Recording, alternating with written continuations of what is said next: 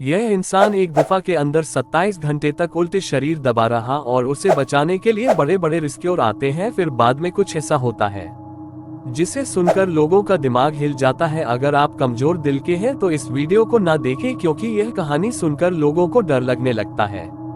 यह most usual और most terrifying death है और यह नट्टी पुट्टी केव की कहानी है। 24 नवंबर 2009 के दिन अमेरिका के यूटा में रहने वाले जॉन एडवर्ड, जो कि 25 साल का लड़का, जॉब से सीधा छुट्टी लेकर अपने घर यूटा में पहुंचा और जब फैमिली वालों से मिला और वह फैमिली से मिलकर प्लान बनाया क्यों ना इस मिशन को अच्छी तरह से मनाया जाए और फिर वह नट्टी पुट्टी केव को एक्सप्लोर करने का प्लान बनाते हैं। और यह प्लान उनकी लाइफ का लास्ट डिसीजन होने वाला था और घर वालों का डिसीजन ये था कि 24 नवंबर की रात 8 बजे को नट्टी पुट्टी केव एक्सप्लोर करने जाएंगे और कुछ घंटे बाद घर वापस लौट आएंगे। और जॉन एडवर्ड इस केव में पहली बार जाने वाला था, लेकिन उसे थोड़ा बहुत एक्सपीरियंस था क्योंकि वह अपने भाई के साथ बचपन में केबिन किया करता था। और इस गेम में एक ऐसा क्षेत्र आता है जो कि काफी चैलेंजिंग है, जिसे दी बर्थ कैनल कहा जाता है, जिसमें एक्सपीरियंस लोग भी कैनल में बहुत ही मुश्किल से निकल पाते हैं, जिसमें रेस्क्यू टीम की जरूरत पड़ती है। और इसी कारण इस गुफा को सालों पहले बंद भी कर दिया गया था और यह नट्टी पुट्टी केव मार्च 2009 में रीओपन किया गया।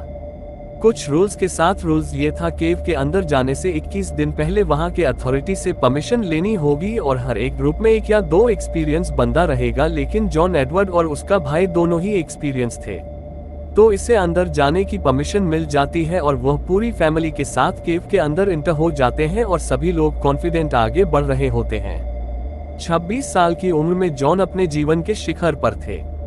वह शादीशुदा थे, उनकी 1 साल की बेटी थी और वह वर्जीनिया में मेडिकल स्कूल में पढ़ रहे थे। वह अपने परिवार के साथ कुछ सुकून भरी छुट्टियां बिताने के लिए यूटा वापस अपने घर आए थे। चीजें योजना के अनुसार नहीं हुई।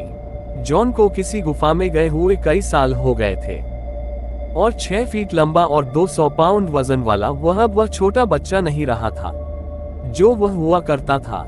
गुफाओं की खोज के अभियान में लगभग 1 घंटे बाद जॉन ने नट्टी पुट्टी गुफा संरचना को खोजने का फैसला किया, जिसे बर्थ कैनाल के नाम से जाना जाता है। एक तंग मार्ग जिससे गुफाओं की खोज करने वालों को अगर हिम्मत हो तो सावधानी से रेंगना चाहिए। उसने वह जगह ढूंढी जो उसे लगा कि बर्थ कैनाल है और अपने कूल्हों, पेट और उंगलियों का उपयोग करके आगे बढ़ते हुए सिर के बल संकरे मार्ग में घुस गया। लेकिन कुछ ही मिनटों में उसे एहसास हुआ कि उसने एक बड़ी गलती कर दी है। जॉन को पता था कि अब वह लगभग फंस चुका है और उसके पास पीछे मुड़ने के लिए भी जगह नहीं है। उसके पास वापस जाने के लिए भी जगह नहीं थी जिस रास्ते से वह आया था। उसे आगे बढ़ने की कोशिश करनी थी। उसने अपनी छाती में भरी हवा को बाहर निकालने की कोशिश की ताकि वह उस जगह से गुजर सके जो मुश्किल से 10 इंच चौड़ी और 18 इंच ऊंची थी, लगभग कपड़े सुखाने की मशीन के छेद के बराबर। लेकिन जब जॉन ने दोबारा सांस ली और उसकी छाती फिर से बाहर आ गई तो वह हमेशा के लिए फंस गया। मैं सचमुच बाहर जाना चाहता हूँ। जॉन एडवर्ड जोन्स के भाई ने सबसे पहले उसे ढूंढा।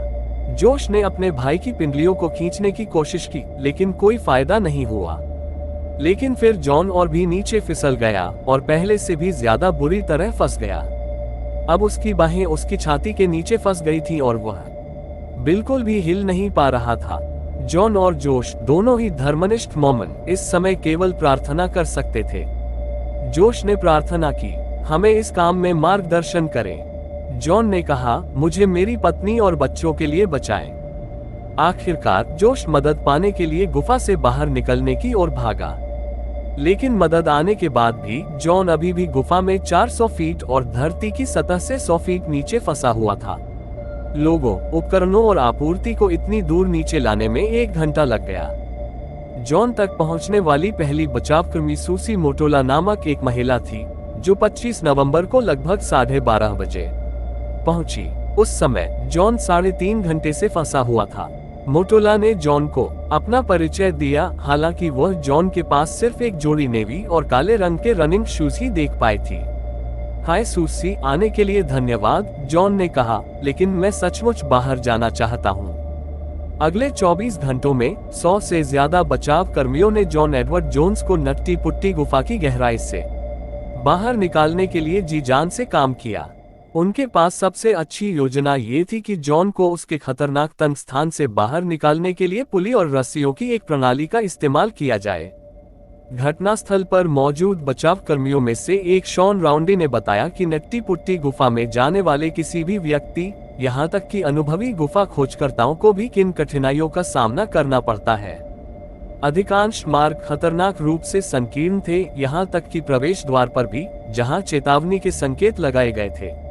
नट्टी पुट्टी गुफा के अंदर की पूर्व घटनाएं। 2004 में नट्टी पुट्टी गुफा के उसी क्षेत्र में 2 बॉय स्काउट्स ने अलग अलग घटनाओं में अपनी जान गंवा दी थी जहां जॉन फंस गया था। दोनों बॉय स्काउट्स एक दूसरे के 1 सप्ताह के भीतर फंस गए थे।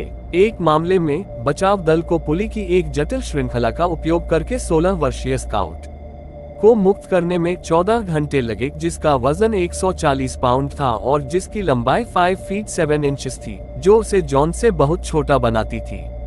अधिकारियों ने 2004 में बॉय स्काउट्स के साथ हुई घटनाओं के तुरंत बाद नट्टी पुट्टी गुफा को बंद कर दिया था। 2009 में जब जॉन और उनका परिवार गुफा में दाखिल हुए, तब गुफा को 6 महीने के लिए ही खोला गया था और अब जॉन एडवर्ड जोन्स गुफा के अंदर फंस गया था। समय समाप्त हो रहा था। जॉन जिस नीचे की ओर के कोण पर फंसा हुआ था, वह उसके शरीर पर बहुत अधिक दबाव डाल रहा था, क्योंकि ऐसी स्थिति में हृदय को मस्तिष्क से लगातार रक्त पंप करने के लिए अविश्वसनीय रूप से कड़ी मेहनत करनी पड़ती है। जाहिर है, जब शरीर सही दिशा में होता है तो गुरुत्वाकर्षण काम करता है और हृदय को उस भार को उठाने की जरूरत नहीं होती। बचाव कर्मियों ने जॉन को कई पुली से जुड़ी रस्सी से बांध दिया। सब कुछ तैयार था और उन्होंने जितना हो सका उतना जोर से खींचा, लेकिन अचानक और बिना किसी चेतावनी के एक पुली फेल हो गई। राउंडी का मानना है कि पुली गुफा की दीवार में अपने लंगर बिंदु पर ढीली हो गई, जिसमें काफी मात्रा में ढीली मिट्टी है। रस्सी और घिरनी वाला ऑपरेशन अब बंद हो चुका था। बचाव दल के पास कोई अन्य व्यवहार्य योजना नहीं थी और जॉन फंस गया था। राउंडी घटना के कई साल बाद भी अपने दिमाग में बचाव की घटना को बार बार दोहराता है। मैंने पूरे मिशन की समीक्षा की, काश कि हम इस छोटी सी बात को अलग तरीके से करते या थोड़ा पहले करते, लेकिन चीजों पर दोबारा विचार करने का कोई फायदा नहीं है। हमने अपना सर्वश्रेष्ठ प्रयास किया। जॉन एडवर्ड जोन्स की दर्दनाक मौत, बचाव की कोई उम्मीद न होने और नीचे की ओर झुके रहने के कारण घंटों तक अपने दिल पर दबाव पड़ने के कारण जॉन को 25 नवंबर 2009 की शाम को आधी रात से कुछ पहले हृदयाघात से मृत घोषित कर दिया गया।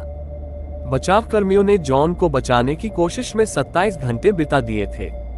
उनके परिवार ने भयानक खबर के बावजूद बचाव कर्मियों को उनकी मदद के लिए धन्यवाद दिया। जॉन की मृत्यु की रात को नट्टी पुट्टी गुफा ने अपनी प्रतिष्ठा को बरकरार रखा।